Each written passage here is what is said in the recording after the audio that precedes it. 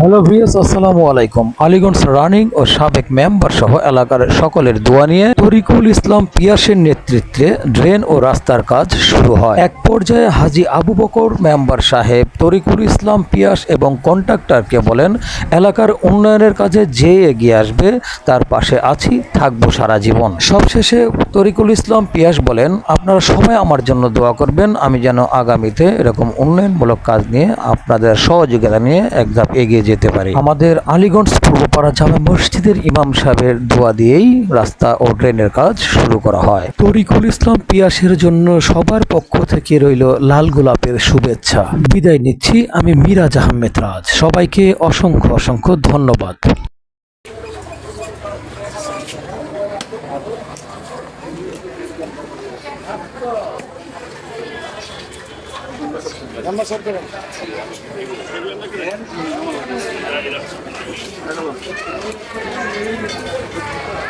কারণ আমার এলাকায় আমি বসবাস করি, আমার এলাকায় কি উন্নয়ন হয়েছে এটা আমি দেখছি।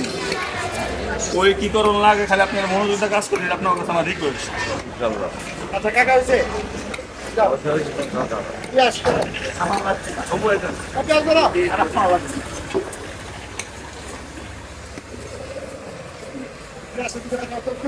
লাগতো না।